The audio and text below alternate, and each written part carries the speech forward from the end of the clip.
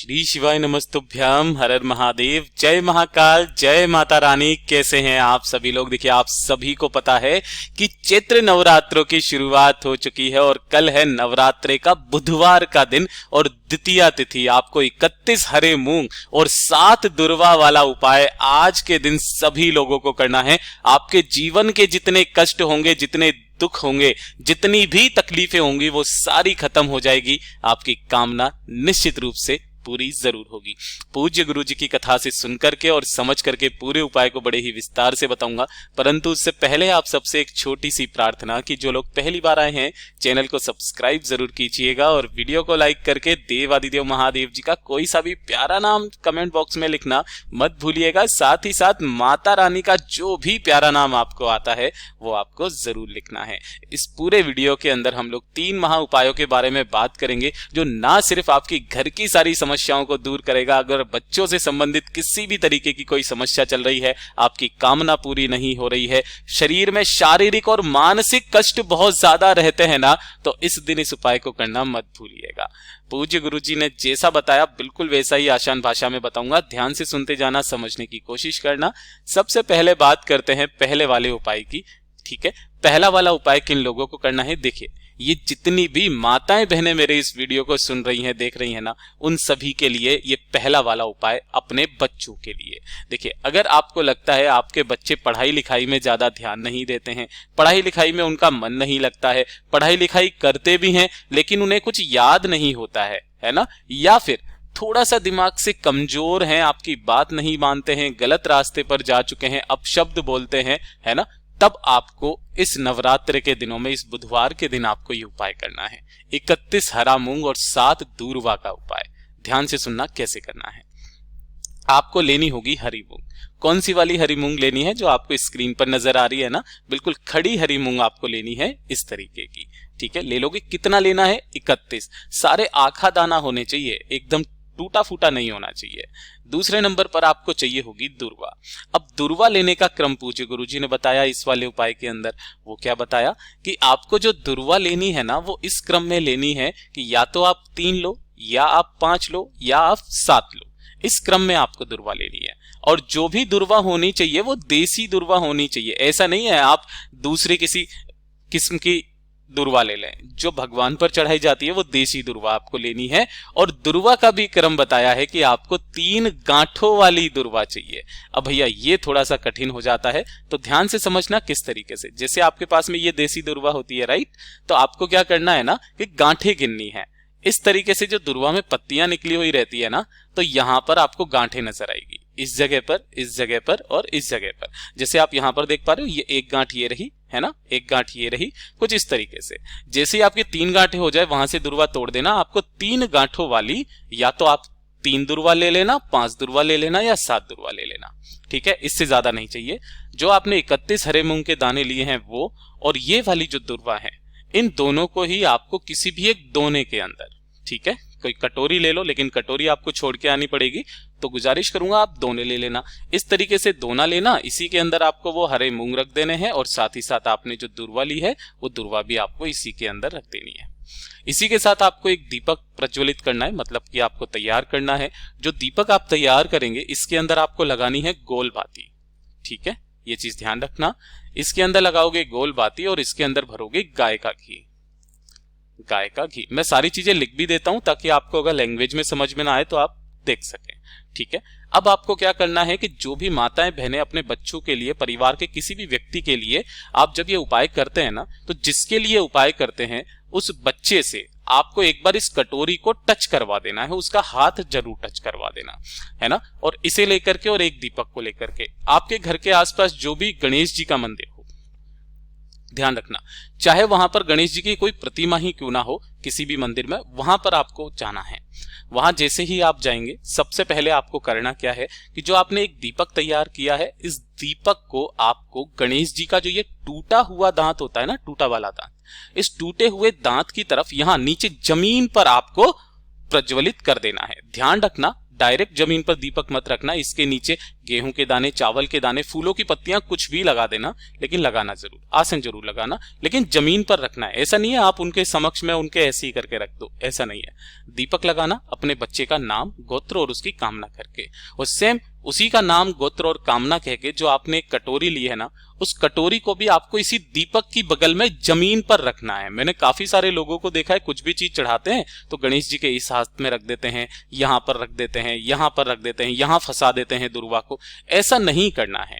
आपने जो भी कटोरी ली है ना, जिस दोने के अंदर लिया है हरे मूंग और दुर्वा ना, वो यहां पर आपको अपने बच्चे का नाम, गोत्र बोल करके और कामना कह करके कि भगवान गणेश जी मेरे बच्चे को बल, बुद्धि, विद्या, धन दीजिए, उसे विवेक दीजिए, गलत रास्ते पर जा चुका है, मेरे सारे विघ्नों को खत्म कीजिए।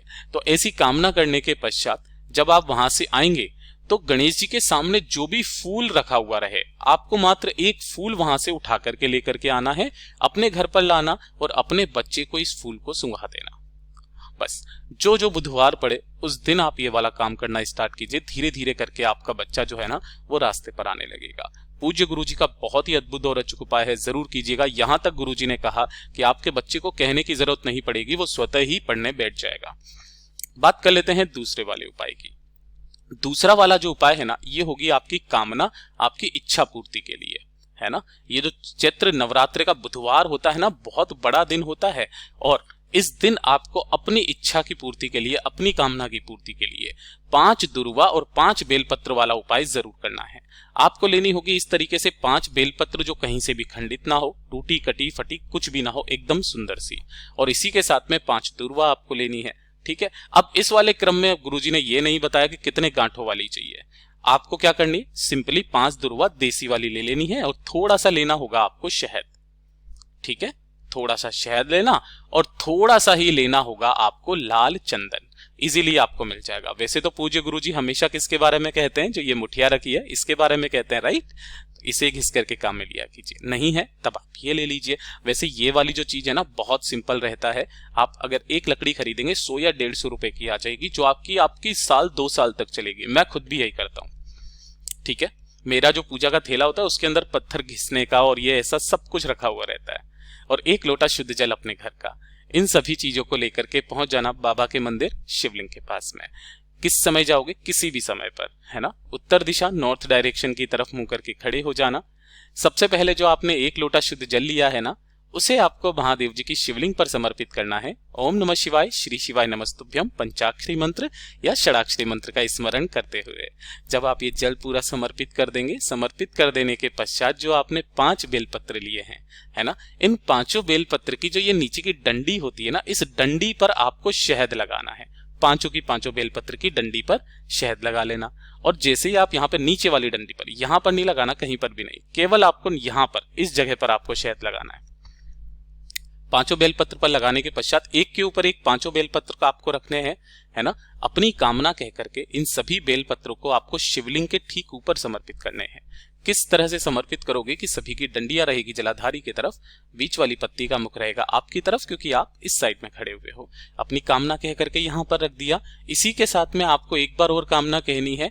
जब भी आपने ये दुर्वा ली है ना, इन सभी दुर्वाओं के नीचे भी आपको इसी तरीके से, दुर्वाओं का जो नीचे का हिस्सा होता है ना, उस पर भी आपको शहद लगाना है, और इन दुर्वाओं को आपको समर्पित करना होगा कहां पर, भगवान गणेश जी के चरणाविंद पर। ध्यान रखना, जब आप यहां पर समर्पित करेंगे तो जो शहद वाला हिस्सा होगा वो जलाधारी की तरफ होगा, कुछ इस तरीके से। जैसे मैं आपको यहां बता देता हूं, आपको ये थोड़ा पीला पीला सा नजर आ रहा है गणेश जी के चरणाविंद पर, इस तरफ में आपका शहद होना चाहिए। और सबसे महत्वपूर्ण चीज जो पूज्य गुरु जी ने बताई, लाल चंदन में आपको अपने हाथ की अनामिका उंगली को डुबोना है ना, और अनामिका उंगली को डुबोने के पश्चात इस पर थोड़ा सा चंदन लेकर के माता अशोक सुंदरी के स्थान पर 7 बिंदियां अपनी मनोकामना पूर्ति के लिए लगा दीजिएगा। बाबा से विनती करके, कामना करके वापस घर की तरफ चले आ जाइएगा।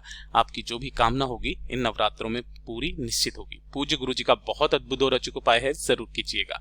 बात कर लेते हैं तीसरे वाले उपाय की। और ये जो तीसरा वाला उपाय है ना, पहले तो मैं आपको बता देता हूं कि जितने भी आपके शारीरिक कष्ट हैं या मानसिक कष्ट है ना, वो सारे कष्ट आपके दूर होते हैं, चाहे किसी भी तरीके का हो। ये वाला उपाय पूज्य गुरु जी ने काशी शिव महापुराण कथा वाली जो हुई थी उसके अंदर उन्होंने बताया था, महाराष्ट्र के अंदर। क्या करना है, जितने भी शारीरिक और मानसिक कष्ट है ना, उन सारे कष्टों को खत्म करने के लिए इसके लिए कोई दिन फिक्स नहीं है, कोई समय फिक्स नहीं है, किसी भी दिन आप कर सकते हैं। आपको लेनी होगी 5 बेलपत्र सुंदर सी जो कहीं से भी खंडित ना हो, और 1 लोटा शुद्ध जल आपको लेना है अपने घर का। केवल ये दोनों चीजों को लेकर के पहुंच जाना बाबा के मंदिर शिवलिंग के पास में, है ना। सबसे पहले आपको करना क्या है, जो भी पूजा पाठ अर्चना करनी है वो करना उत्तर नॉर्थ डायरेक्शन की तरफ मुंह करके खड़े हो जाना। सबसे पहले जो आपने 5 बेलपत्र लिए हैं, उन 5 बेलपत्रों को आपको शिवलिंग पर समर्पित करना है कुछ इस तरीके से कि सभी की डंडियां रहेगी अलग अलग दिशा में। ये चीज ध्यान रखना, यहां पर ये थोड़ा सा क्रम पूज्य गुरु जी ने अलग बताया था, ठीक है।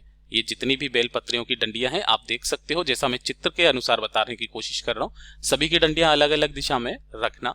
अपना दाहिना हाथ इन सभी बेलपत्रियों के ऊपर रख करके अपने हृदय की बात, अपने मानसिक और शारीरिक कष्टों को दूर करने की कामना कह करके बाबा की शिवलिंग के ठीक ऊपर जो आपने 1 लोटा शुद्ध जल लिया है ना, उस 1 लोटा शुद्ध जल को अब इन बेलपत्रियों के ऊपर आपको समर्पित करना है अपना नाम और गोत्र बोल करके।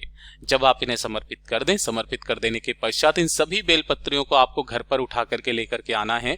और उस दिन के बाद से सुबह जैसे ही आप उठेंगे ना, तो ना कुछ खाएंगे ना कुछ पिएंगे। ये 1 बेलपत्र उठते ही चबा चबा करके खा लेना। फिर दूसरे दिन अगली बेलपत्र, तीसरे दिन अगली बेलपत्र, लगातार 5 दिन तक आपको इन 5 बेलपत्रों को खा लेना है। सुबह उठते ही सबसे पहले आपको 1 बेलपत्र खाना है। आपके जितने भी मानसिक और शारीरिक कष्ट होंगे ना, वो सारे खत्म हो जाएंगे। पूज्य गुरु जी के ये सभी उपाय बहुत ही ज्यादा खास और अद्भुत है, जरूर कीजिएगा। वीडियो पसंद आए तो लाइक जरूर करना, साथ ही साथ चैनल को सब्सक्राइब जरूर कीजिएगा। मैं आपसे मिलता हूं अगले वीडियो में, तब तक के लिए ओम नमः शिवाय, जय महाकाल।